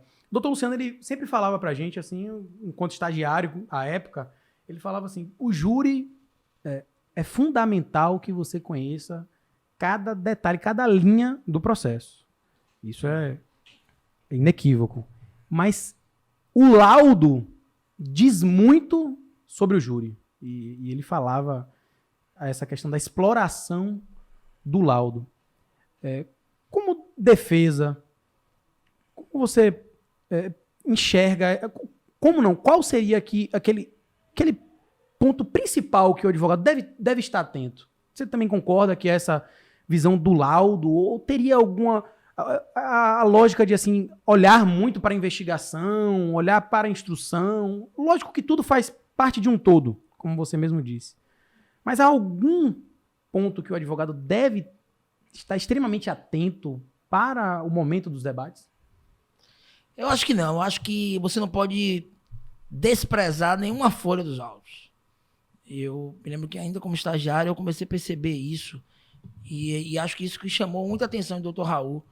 Porque eu pegava detalhes, assim, coisas que pareciam irrelevantes e conseguia dar essa roupagem, essa significação importante para os jurados, de coisas que supostamente seriam pequenas. Por dar um exemplo, uma vez eu fiz um júri em Candeias, aí tinha uma ocorrência da polícia, porque meu cliente sempre apanhava da vítima. Desde pequeno ele apanhava da vítima, né? E quem não passou isso, né? Me lembro quando eu era pequeno em Dias d'Ávila, eu tinha um menino lá que eu tinha um medo desgraçado desse menino. O cara, se eu visse o cara no final da rua, eu atravessava a rua e voltava para casa, não ia para a escola. Todo mundo tem seus medos, eu diria, seus monstros, entre aspas, que você carrega lá. E você tem que enfrentá-los. Então, nesse caso do meu cliente Candeias, o cara sempre batia nele desde pequeno. E aí ele foi fazer uma ocorrência na delegacia, o agente mandou ele entregar a intimação ao cara, imagina. O cara comparecer na delegacia, o cara fez ele comer a intimação. E aí isso estava escondido nos autos. Mas foi o que eu mais trabalhei no júri. Eu falei, olha, o cara já passou por tanta humilhação a vida toda, de apanhar, de ser ameaçado, de ter medo até de sair de casa, ser humilhado. E existem alguns homens que são assim, homens dão as costas, outros homens dão a face, outros homens enfrentam, cada homem é um homem. Não existe essa história de homem médio, como a gente aprendeu na faculdade por direito penal. Não, cada homem é um homem. E os homens, eu costumo dizer que os homens são como os rios, né? Que as margens vão se renovando. E por vezes, muitos perguntam sobre aquele rio que vem e arrasta, mas poucos perguntam sobre as margens que o comprimem. Então, as consequências estão ali, mas ninguém quer saber da causa. E a vítima fez ele comer a intimação e ele acabou matando a vítima. E foi absolvido nesse júri. E acho que são esses detalhes. Não sei se isso é apenas um detalhe, mas pode parecer algo insignificante.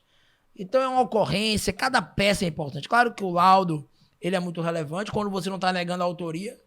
Porque se você está negando a autoria e acha que esse é um defeito, por vezes, da acusação, querer condenar de qualquer jeito, e ali, entre aspas, é o papel dela também, porque eu não acredito também no Ministério Público, no processo penal, como fiscal da ordem jurídica. O Ministério Público é parte, mas não é uma parte qualquer. Você tem um servidor público ali, claro que a função é extremamente relevante, mas se você nega a autoria, o laudo, a materialidade, por vezes não tem tanta relevância, mas o que é que se faz? A acusação apenas mostra as fotos, mostra o laudo e pede a condenação de quem quer que seja com base naquilo. Pode ser qualquer um, porque a materialidade já serve para condenar. Mas eu vou em linha adversa, eu vou em linha contrária. Eu acho que a gente tem que estar atento a cada peça. Existem laudos, peças do Ministério Público que são importantes, mas você tem que ficar atento a cada folha dos autos, porque ali pode estar o segredo, um processo penal invisível, que você não viu, que os outros não viram, e aí que vem essa carta na manga, de você ressignificar informações, né?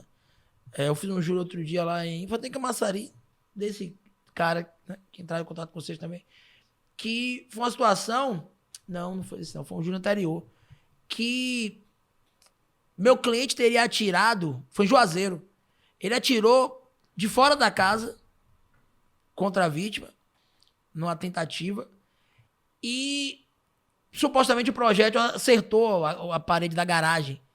E a perícia chegou lá para fazer a perícia no local do fato e não entraram na casa para poder periciar onde as balas supostamente teriam atingido.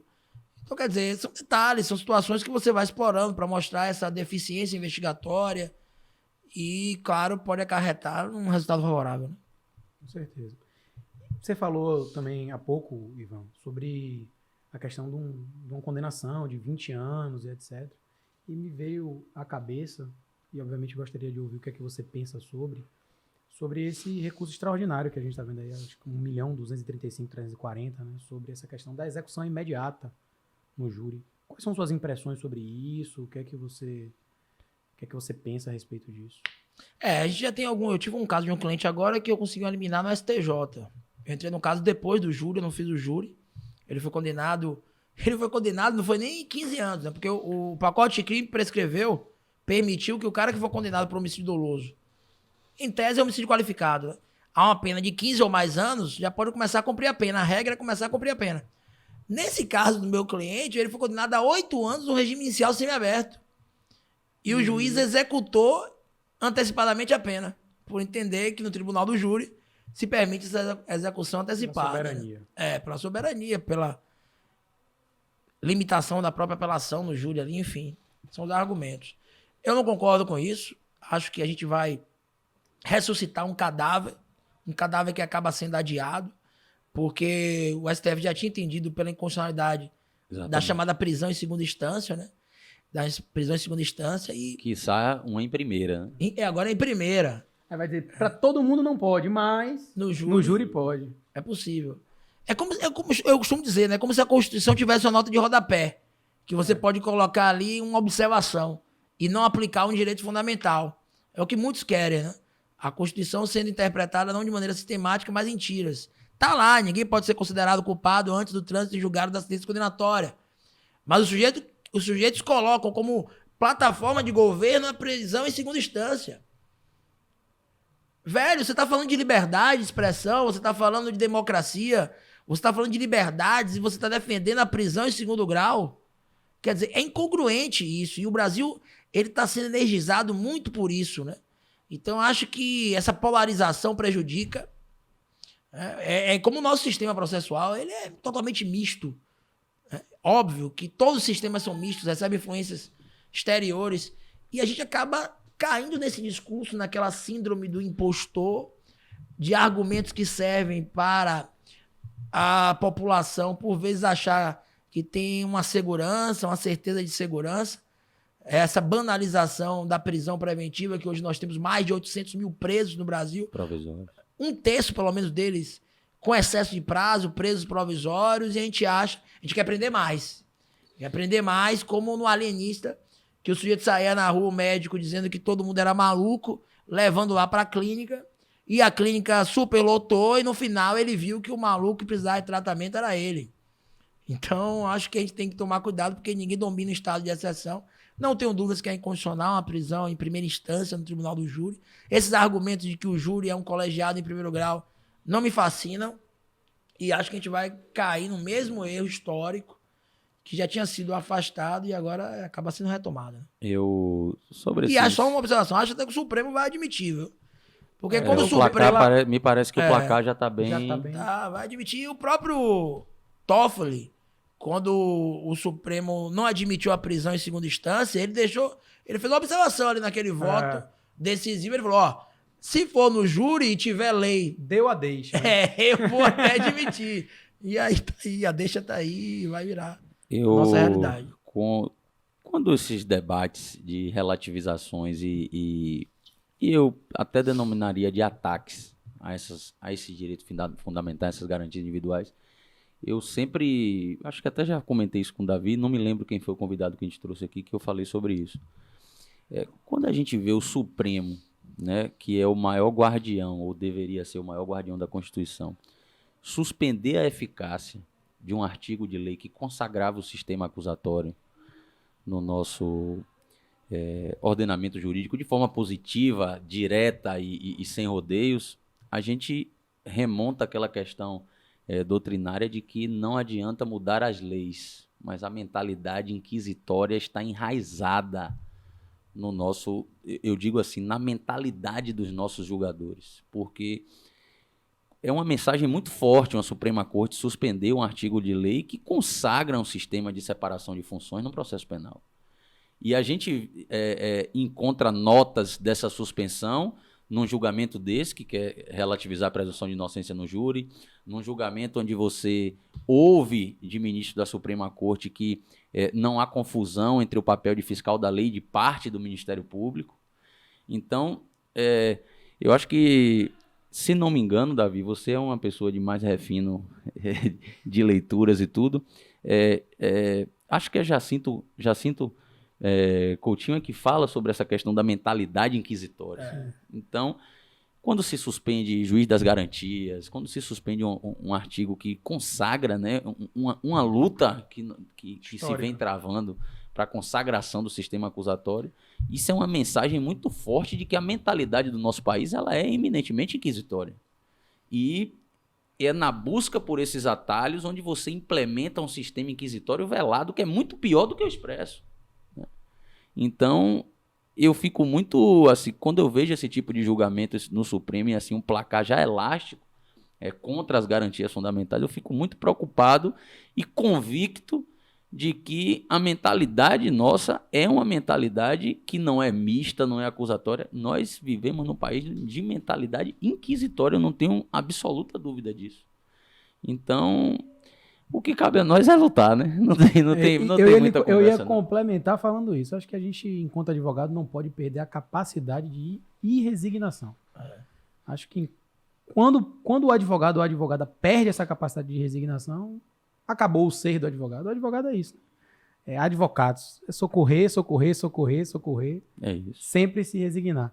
Ivan, e como lidar com a mídia? Porque a gente vê, de certa forma, que a mídia também ela influencia nesses julgamentos. Não só por parte do judiciário, de certa forma, que a gente assiste todo dia na televisão. Isso forma uma convicção do julgador também, a pressão popular frente ao julgador, que a gente sabe que é um cidadão como nós, que tem os seus conceitos, preconceitos. E no processo penal, no júri, não é diferente. O jurado que está ali também vai ter aquele impacto da mídia. Né? A gente vê, por exemplo, os júris emblemáticos, como tivemos aqui, de Cátia Vargas, por exemplo. A mídia destinou talvez 15 dias antes do júri. Pra falar disso. Todos os dias se falava do júri. Então, assim, como o advogado, a advogada deve enfrentar isso de uma maneira sutil, de uma maneira combativa e, ao mesmo tempo, para se tornar assertivo na defesa.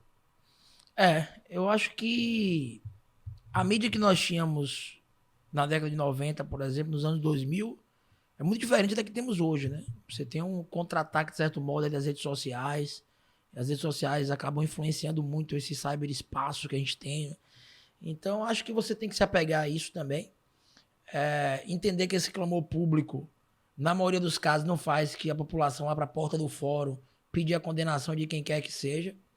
Quando se fala em prevenção no direito penal, não é só prevenir a prática de crimes, mas reafirmação de direitos fundamentais também. Quando eu reafirmo uma lei de defesa para aquilo está sendo realmente, claro, aplicado para todos nós. Então a ideia de prevenção gira em torno disso também. E lutar contra essa influência, né? Claro que existem vários campos, o campo jurídico, político, midiático. E o campo midiático tem esse poder de influência. Mas você tem que demonstrar que nós já tivemos vários, como você citou aí, casos com repercussão midiática e que não resultaram em condenações. O próprio caso ali daquela mulher acusada de matar o empresário, que agora tem o Netflix, né? O caso Yoki. Sim. Em que passou ali o homicídio qualificado, privilegiado, não sei se uma qualificadora caiu, e era um caso de grande repercussão. O caso de Suzane Richthofen, a tese da defesa caiu por 4-3. Então, você tem que acreditar. O primeiro passo é acreditar, lutar contra essa influência. Na hora das 4 linhas ali, é você e o júri. É o seu momento de argumentar, de trazer o poder da argumentação. Porque na palavra está tudo, né? Está tudo. E o grande poder do ser humano está nas perguntas. Vence quem fizer as perguntas corretas. E nas perguntas estão as respostas. E é isso que você tem que perguntar para o júri. Se vale o risco por conta de um julgamento antecipado de se afastar a tese defensiva, que pode gerar uma condenação totalmente injusta. Eu tenho percebido muito em alguns sites, na mídia, casos e mais casos de condenações injustas, né? Você que é um pesquisador sobre essa questão do reconhecimento facial, do reconhecimento fotográfico, condenações injustas por reconhecimento fotográfico. Tá chovendo, né? Chovendo, condenações que são afastadas, pessoas que são presas injustamente, depois são absolvidas. E acho que o júri tem que entender isso, que o processo penal é como um fuzil. E por vezes o tiro sai errado, o tiro sai pela culatra. Verdade. Não é incomum isso. Quantos e quantos processos... Na verdade, é o comum. É o comum, né? Em que o Ministério Público pede absolvição. Ali já perdeu. Ah, eu sou bonzinho porque pediu absolvição. Porque pedi absolvição. Mas eu não sabia antes, eu tô pedindo absolvição agora, o cara ficou preso 1 ano. Mas será que você é menos culpado só porque você não sabia? Então são essas decisões. É aquilo que eu chamo de decisionismo, muito comum no processo penal. Eu discuto muito isso com o Leandro Gesteira. Ele falou, mas você quer voltar o quê? Você não quer que o juiz tenha liberdade? Você quer voltar para um positivismo histórico, onde o juiz é a boca da lei? Não sei, me parece muito isso. Me parece extremado. Mas eu tenho medo dessas liberdades que nós temos percebido hoje. No Código de Processo Civil, o termo livre foi retirado. Mas no processo penal, o juiz continua livre para julgar, basta fundamentar. É o chamado livre convencimento motivado. Perfeito. Agora, essa liberdade, por maior que seja, não pode se confundir com a arbitrariedade. Com certeza. Outro dia, um ministro do STJ disse que não queria saber o que os advogados diziam ou o que a doutrina diz sobre um determinado tema, porque ele é ministro do STJ. Enfim, então, eu acho que esse é o grande ponto, que a advocacia tem que lutar contra esse decisionismo, contra a ausência de uma resposta correta, porque a gente não sabe o que é jurisprudência, o que é só um precedente, que daqui a pouco vai cair como execução provisória da pena. E são lutas diárias, né? Que, como você disse, a advocacia não pode desistir. E eu acho que a gente tem que se unir. Com certeza. Acho que esse é o grande ponto. Eu sei que isso já se tornou banal dizer, mas nós somos uma classe muito desunida. Com certeza. E acho que sem união nós não seremos fortes, verdadeiramente fortes. E a advocacia é algo essencial, né? Um auxiliar da justiça. Basta ver a carta que Rui Barbosa respondeu dizendo o seguinte, velho, você não tem que estar preocupado com o que você vai defender. Se o cara é, por exemplo, um opositor político seu. Esse é o nosso papel. O papel do advogado é esse. É indispensável a administração da justiça. Vai lá e faça o que você sabe fazer. Isso é imprescindível. Então, a gente tem que ter tudo isso em mente. E voltando ao Amistar, vamos continuar tendo sangue nos olhos, mesmo perdendo. Acho que esse é o grande ponto. Perder, levantar e continuar a agir, continuar a lutar. Lutar verdadeiramente em cada petição, em cada palavra. Eu fico vendo, por exemplo, muitos alunos aí que hoje estão advogando, os caras me marcam no Instagram, os caras mandam mensagens, os caras usam trechos que eu utilizei na citação oral ou no júri e vão ressignificando aquilo ali, vão se requalificando. E como é que você não pode chegar lá?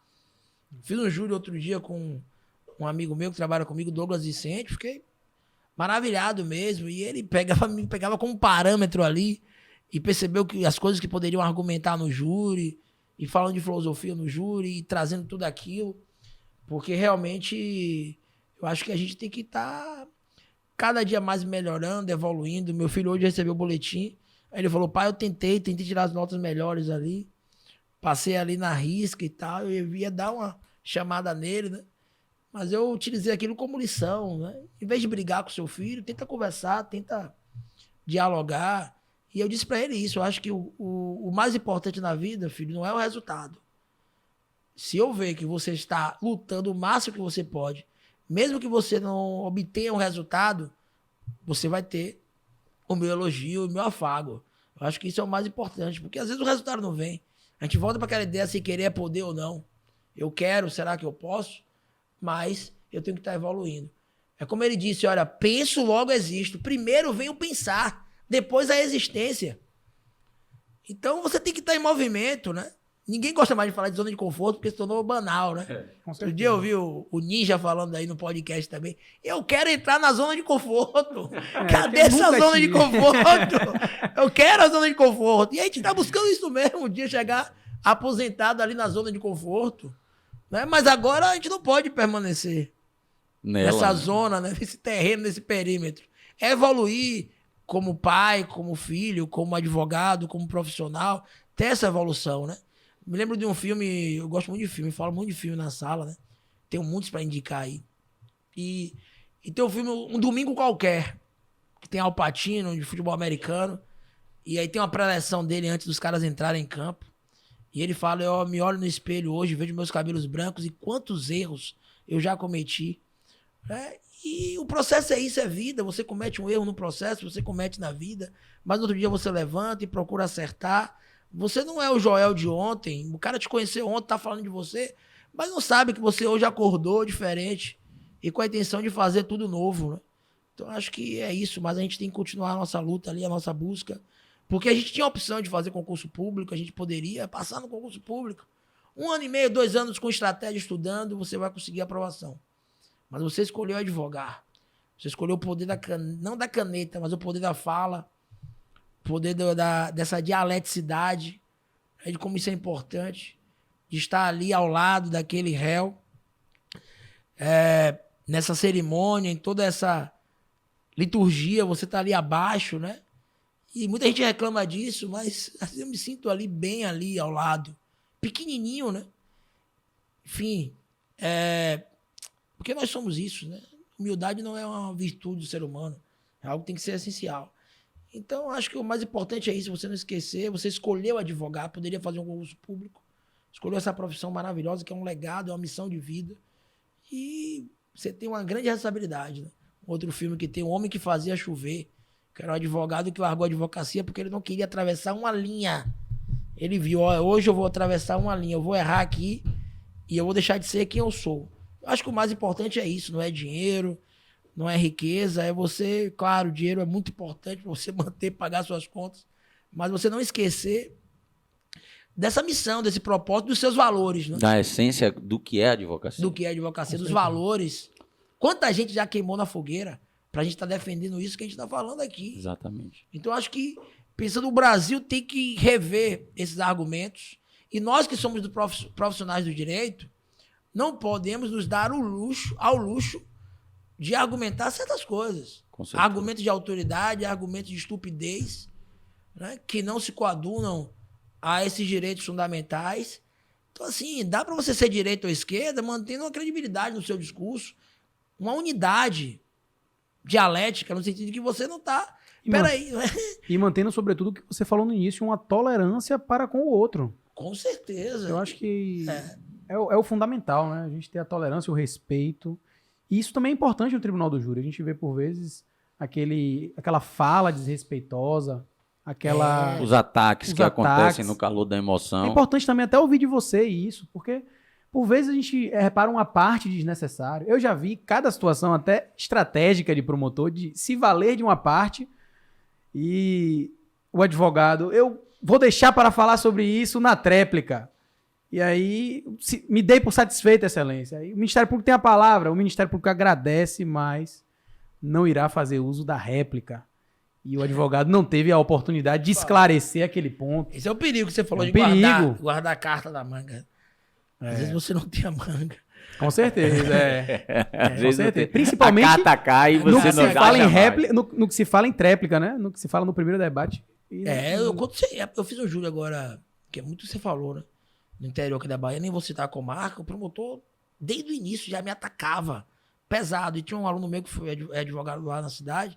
Ele falou, Ivan, o perfil dele é esse mesmo. Mas no dia ele tava muito pior, ele já veio naquele gás. Queria bater em evangelho, né? Batendo mesmo, batendo. Aí ele foi falar da pronúncia, né? Não minto, eu pedi pro réu não responder as perguntas dele, porque eu já vi que no primeiro depoimento da testemunha ele já estava com aquele perfil. E aí o réu não disse que não iria responder as perguntas dele. E aí ele começou, não, ele tem o direito de ficar em silêncio, mas Vossa Excelência estão vendo qual é a estratégia. Eu falei, ó, Excelência, pela ordem, já é uma primeira nulidade aqui, porque ele tá falando do silêncio do réu. Aí ele veio pra cá dizendo que eu era um forasteiro, que eu tava chegando na cidade. Por quê? Porque aqui ninguém sabe de nada, ninguém sabe o que é pronúncia, o júri não sabe o que é pronúncia, quem é de Salvador que é bom. Eu falei, meu amigo, eu sou de Itabuna. Eu cresci em Itabuna, morei em Dias d'Ávila, nasci em Salvador, eu morei no interior boa parte da minha vida, minha família toda no interior, minha mãe de Jacobina. Então, quer dizer, esse argumento não cola. E aí ele continuou falando da pronúncia, do silêncio e a nulidade comendo no centro. Quer dizer, ele acha que está vencendo. No júri, ele acabou vencendo ali no resultado, era muito difícil o júri, mas cometeu várias nulidades. Porque ele queria vencer de qualquer jeito com esses ataques, né? Eu cantei, eu falei de uma música, de uma letra, né? Que falava justamente daquela cidade. Quando eu atravesso a ponte, que felicidade chegar nessa cidade, como eu sou recebido bem, né? E aí eu sou recebido daquele jeito pelo promotor. Não vem me dizer que o povo daqui é como o senhor, não. Não é. Entendeu? E para um homem também tem outro homem, né? Que não quer resolver desse jeito, mas também não dá para vir bater e ficar apanhado. Então vamos com calma, vamos manter a cordialidade e entender que nós estamos em lados opostos, mas nós somos inimigos, né? E com o mesmo propósito, né? Claro. Se fazer justiça. Cada um com seu viés, cada um com a sua ótica dos autos. É como você disse, não tem certo nem errado. Existem vieses. Claro. Olhares. Com certeza. Né? Meu amigo, que episódio, viu? Vamos já encaminhar pro final, porque senão a gente vai ficar o dia todo aqui conversando. Eu só queria ouvir mais uma coisa de Ivan. Porque assim, a gente sabe que o episódio se delongou e a gente já imaginava. Ivan é um fenômeno. Se tem uma palavra... É muito conteúdo, eu fico ele falando, eu fico assim, ó, com a cara. Se tem uma palavra que a gente pode... Eu confesso, na Bahia, viu? me ajude. Eu confesso, viu, Joel, que eu tenho o hábito, e por vezes, nos dias de sessão, colocar a sessão no escritório, trabalhando, mas ouvindo sempre as sessões. Porque gosto muito das sustentações orais, gosto dos argumentos e aprendo. Acho que a gente aprende muito ouvindo o outro e vendo talvez o erro do outro. Claro. E Ivan, toda vez que se apregou um processo que fala advogado Ivan Gessler na tribuna, eu tenho que parar o que eu estou fazendo para ouvi-lo, porque é sempre motivo de muito aprendizado. É sempre muito enriquecedor. Obrigado. Mas, em arremate, Ivan, o que você poderia dizer para um advogado e advogada que está iniciando, que pretende, assim, ingressar no Tribunal do Júri? Acho que você já falou um pouco sobre isso no início, mas se você puder, de certa forma, talvez um conselho, eu não gosto muito da expressão dica, né? A gente já falou aqui sobre isso. Acho que dica é uma fórmula mágica que não existe. É verdade. Né? Mas, assim, um caminho a se trilhar, uma orientação. Por vezes a gente está querendo alcançar um objetivo, mas sem saber quais passos a gente deve tomar para alcançar aquele objetivo. O que é que você poderia falar para aquelas pessoas que querem trilhar esse caminho? Eu vou até dar uma deixa aqui no meu Instagram, lá no @professor Ivan Gessler. Você chega lá na minha bio, tem um e-book ali. Eu fiz um e-book gratuito para os advogados iniciantes, também advogados com mais experiência, traçando a minha trajetória, mas à luz dessa melhoria, dando lições, realmente, conselhos, como a advocacia como o advogado poderia iniciar nessas várias sub-áreas criminais, né? Inclusive no Tribunal do Júri. Então é gratuito, você pode ir lá vai lá no meu Instagram, @professor Ivan Gessler, e aí você entra lá na bio, você vai ver lá o e-book, esse e-book da advocacia, da jovem advocacia. Mas eu acho que é isso, tem um trecho nesse e-book que eu falo, não leia o livro, você é o livro. E acho que esse é o grande ponto. A primeira coisa é você ter que ter paz. Se você não está em paz, você não consegue realmente lidar com esses desafios profissionais. É arrumar a casa primeiro, fisicamente, mentalmente, né? Fazer exercícios físicos e ter paz realmente. Organizar a casinha, acho que esse é o primeiro ponto. Porque muitas pessoas sofrem hoje com ansiedade, com depressão, fruto dessa nova sociedade que nós temos, né? Com todos esses desafios. E essas cobranças e exigências. Claro. E eu costumo dizer que depressão não é algo que se pega, né? Você vai tocar alguém com depressão, você vai pegar. É um estado emocional que realmente a pessoa, por vezes, acaba ingressando, fruto das coisas que diz, daquilo que ouve, de tudo que interpreta ao seu redor.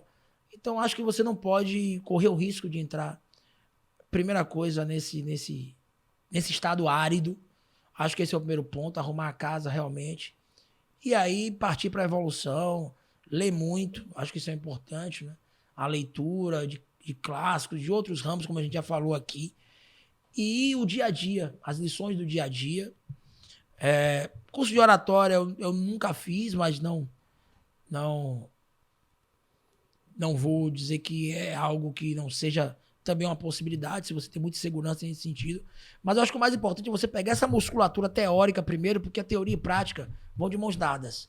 Então essas leituras, tanto de livros do Tribunal do Júri, mas também de outras disciplinas, outras áreas de conhecimento. É uma simbiose. Né? Essa simbiose realmente, para que você possa, com esse diálogo das fontes, realmente chegar para o que interessa, assistir outros júris, assistir julgamentos, você tem até no YouTube aí trechos e por aí vai, onde você pega uma pessoa como parâmetro, como paradigma, né?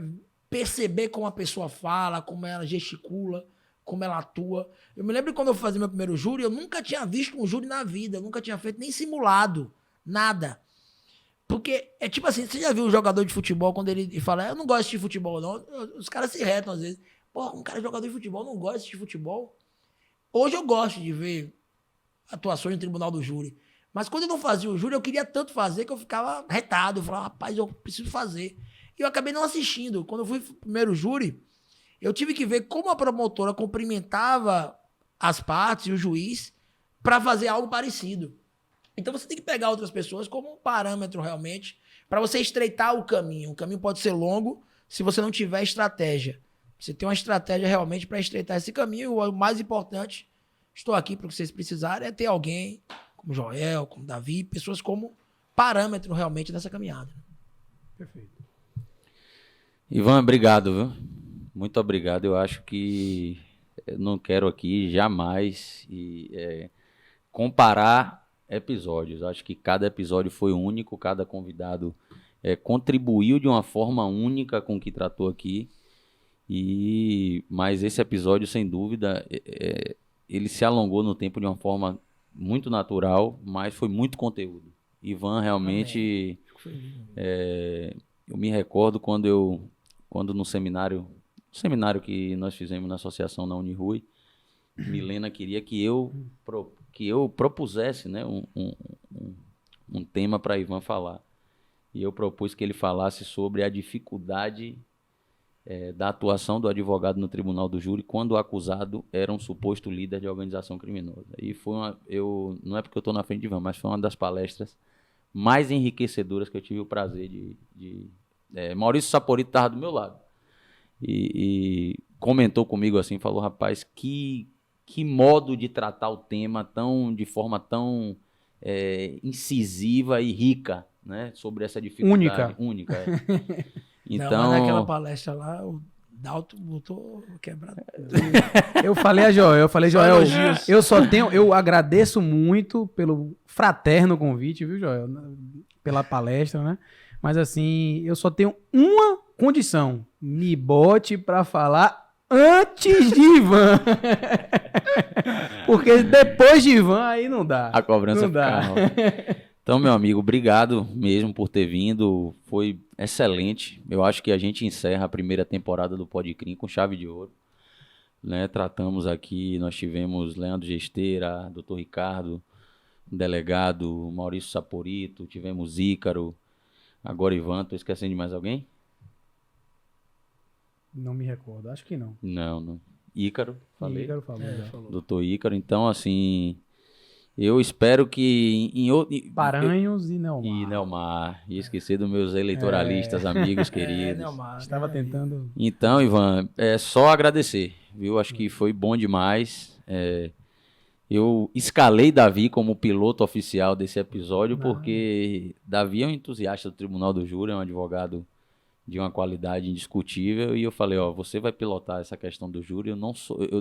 Eu jamais vou dizer que eu sou contra o júri, essa conversa fiada de gente dizer que é contra o júri ou que não acha o júri.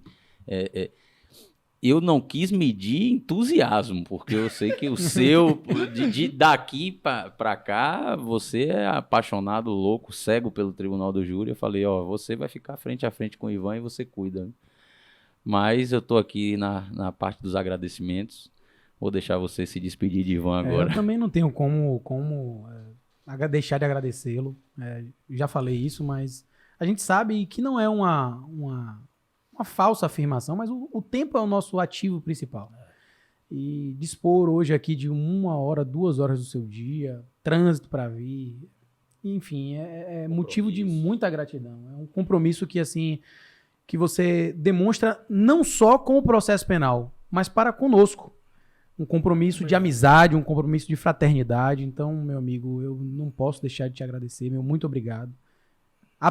Eu aprendo com você todos os dias, em todas as oportunidades, então não preciso nem lhe dizer isso. Mas espero que vocês, ouvintes, também tenham aprendido muito e sigam o professor Ivan, porque cada postagem dele é uma fonte inesgotável de conhecimento. Então, sigam ele nas redes sociais. Valeu, meus amigos. Agradecer Joel, Davi. Pelo contrário, a satisfação foi minha. Espero poder voltar em outras oportunidades. Parabenizá-los mais uma vez. Vocês saem de um lugar comum ali para poder ter essa discussão crítica do processo penal, que hoje é tão difícil isso, a gente vê. E tenho certeza que esse projeto vai crescer muito mais. Contem comigo sempre. Felicidade, muito obrigado. Viu? Eu que sou fã de vocês. Gente, aguardem a segunda temporada. Nós estamos encerrando hoje essa primeira temporada com 5 episódios. A ideia é inaugurarmos uma segunda temporada também nesse mesmo modelo, ao menos de quantidade de episódios. Mas vocês podem se surpreender também com a segunda temporada. Eu não estou cravando nada. E vão se surpreender. Então, obrigado a todos que nos acompanham, nos assistem, nos seguem nas redes sociais. E um até breve. Com certeza. Grande abraço. Fumaça, mano. E aí? Na edição, a gente manda pra você. Show de bola. Isso é um fenômeno.